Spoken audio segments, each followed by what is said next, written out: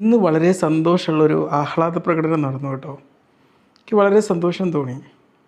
ഒരുപക്ഷെ ഒരു മുഖ്യമന്ത്രിക്ക് കിട്ടുന്ന ശമ്പളത്തെക്കാളും ഒരു പ്രധാനമന്ത്രിക്ക് കിട്ടുന്ന ശമ്പളത്തെക്കാളും ഒരു എം എൽ എക്കോ എം പിക്കോ കിട്ടുന്ന ശമ്പളത്തെക്കാളും വലിയൊരു ശമ്പളം എന്താണെന്നറിയോ?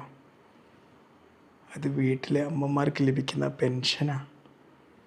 1600 രൂപ പെൻഷനെക്കുറിച്ച് നമ്മൾ ഹോസ്പിറ്റലിൽ വരുമ്പോൾ പലരും പറയാറുണ്ട്. വളരെ സന്തോഷത്തോടെ പോസ്റ്റ്മാൻ അത് കൊണ്ടു കൊടുക്കുന്നു.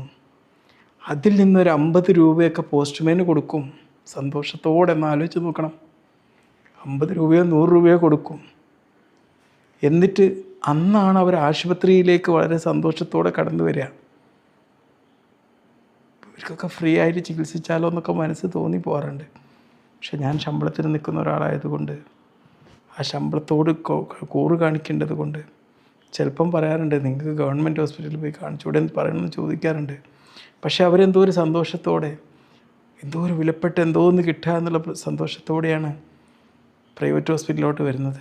ഞാൻ കുറച്ച് സമയമൊക്കെ അവരോട് സംസാരിച്ചിരിക്കും, കുശലം പറഞ്ഞിരിക്കും. നമ്മൾ കൊടുക്കുന്ന കൊച്ചു കൊച്ചു സന്തോഷങ്ങൾ അവർക്ക് വല്ലാത്തൊരു പവർ കിട്ടും. കാരണം അവരൊരു വിനോദയാത്ര പോലെയാണ് വരുന്നത് ഒരു ഡോക്ടറുടെ അടുത്തേക്ക്.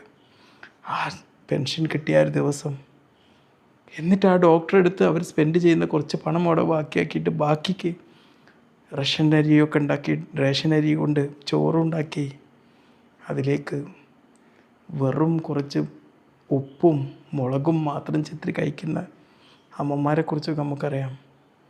അവർക്ക് കിട്ടുന്ന 1600 രൂപയുടെ പെൻഷൻ വളരെ വലുത് തന്നെയാണ്. അത് 2000 ഉയർത്തുമ്പം അതും വളരെ വലുത് തന്നെ.